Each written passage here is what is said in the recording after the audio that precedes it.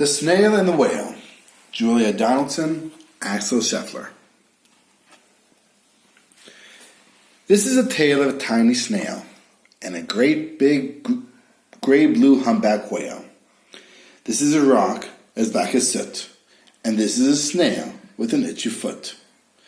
The sea snail slithered all over the rock and gazed at the sea and the ships in the dock. And as she gazed, she sniffed and sighed. The sea is deep and the world is wide. How I long to sail, said the snail.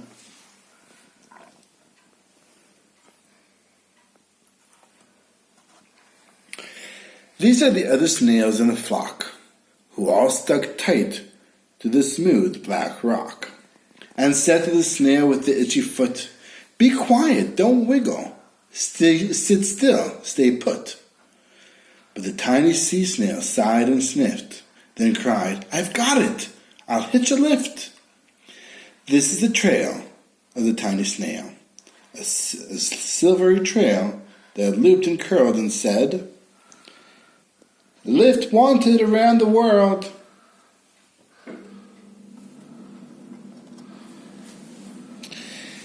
This is the whale who came one night, when the tide was high and the stars were bright, a humpback whale immensely long, who sang to the snail a wonderful song of shimmering ice and coral caves and shooting stars and enormous waves.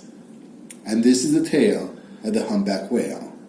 He held it out of the starlit sea and said to the snail, "Come sail with me." This is the sea, so wild and free, that carried the whale and the snail on his tail to towering icebergs and far-off lands.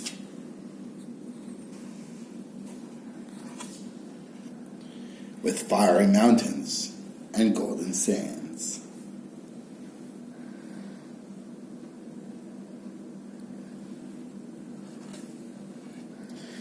These are the waves that arched and crashed, that foamed and frolicked and sprayed and splashed, the tiny snail and the tail of the whale.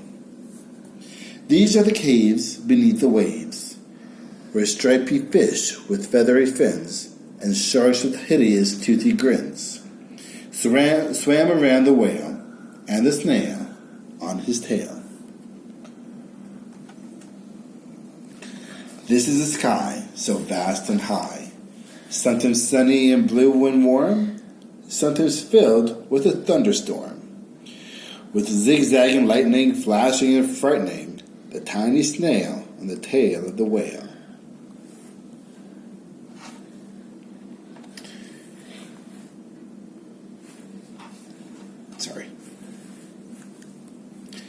And she gazed at the sky, the sea, the land, the waves and the caves and the golden sand. She gazed and gazed, amazed by it all. And she said to the whale, "I feel so small."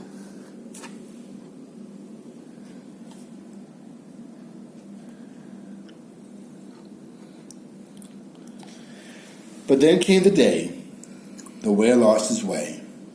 These are the speedboats running a race, zigging and zooming all over the place, upsetting the whale in their ear-lifting roar, making him swim too close to shore. This is the tide slipping away.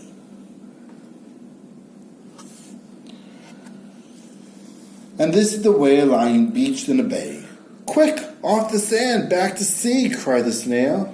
"I can't move on land. I'm too big," moaned the whale. The snail felt helpless and terribly small. Then, "I've got it," she cried, and started to crawl. "I must not fail," said the tiny snail. This is the bell on the school in the bay, ringing the children in from their play. This is the teacher holding her chalk, telling the class, "Sit straight, don't talk." This is the board, as black as soot. And this is a snail with an itchy foot. A snail, the teacher turns pale. "Look," say the children, "it's leaving a trail."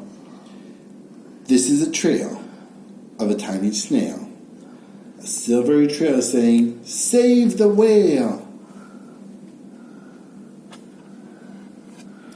These are the children running from school, fetching the firemen, digging a pool, squirting and spraying to keep the whale cool. This is the tide coming into the bay, and these are the villagers shouting, "Hooray!" as the whale and the snail travel safely away. Back to the dock and the flock on the rock, who said, "How time's flown, and haven't you grown?"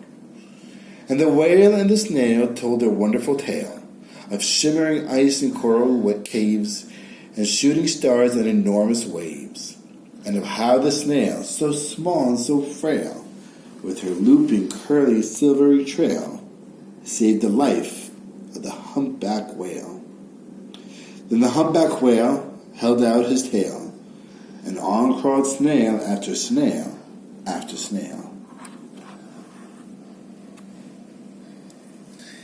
And they sang to the sea as they all set sail on the tail of a gray-blue humpback whale. The end.